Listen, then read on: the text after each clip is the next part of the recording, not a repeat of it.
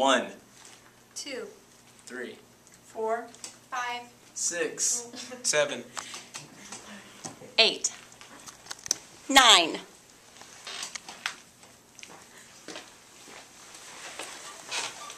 Good afternoon. My name is Jacob Tolle, and this is my narrative speech. One of my family's favorite movies during Christmas time is The Christmas Story, where Ralphie shares his story about his quest for the Red Ryder BB gun.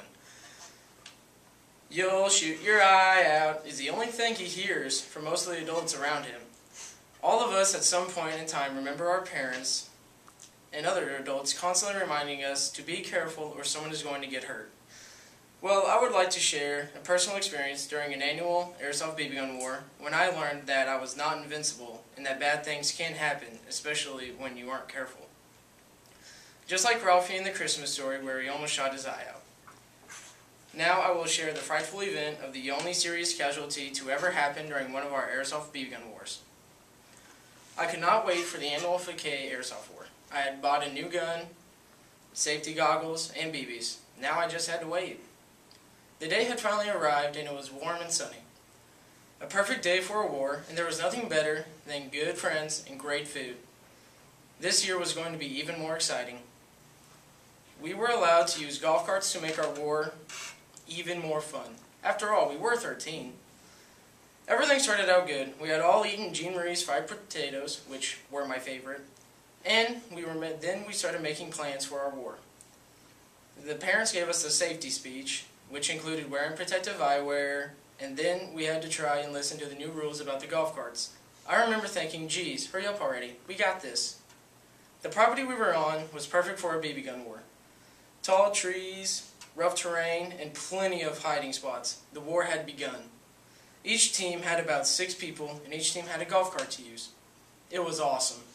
We were on our way with the echo of our parents, "Be careful or someone will get hurt," following us into the woods. Little did I know what was about to happen. After some time, it started to get dark, but we didn't care. A few of us had a few scratches, bumps, and bruises, but this was war, and we were tough. Suddenly we heard the other golf cart. They were gaining on us. I remember Seth and I were on the back of the golf cart, urging our driver to hurry it up. They're gaining on us. The next thing I knew, we were taking a corner, and it was evident that we weren't going to make it. Everything happened so fast, and I remember falling off the side of the golf cart while a rope caught my foot and held me to the side. Then I felt a heavy weight fall on top of me, and things got a little blurry.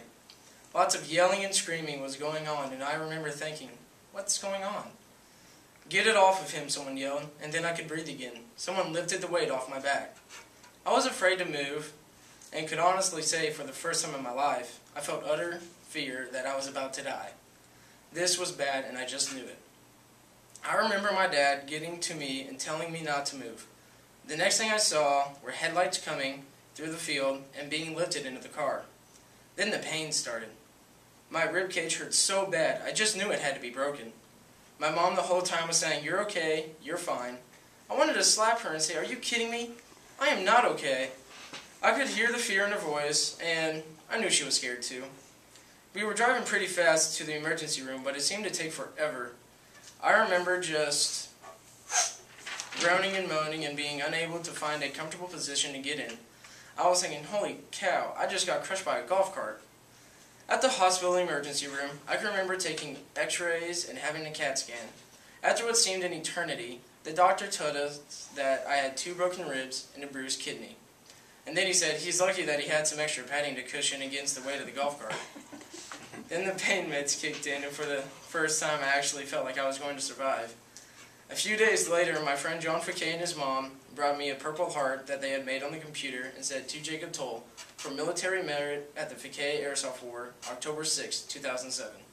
My mom kept it, and even now when I see it, it's still a pretty painful memory. Young kids never think anything bad will ever happen to them. We get tired of our parents telling us to be careful, but I'm here to tell you that bad or terrible things can happen, and it's always a good idea to think of your actions before you do them. No matter how invincible you think you are, bad things can and will happen to those who aren't careful." Thank you. This has been my narrative speech.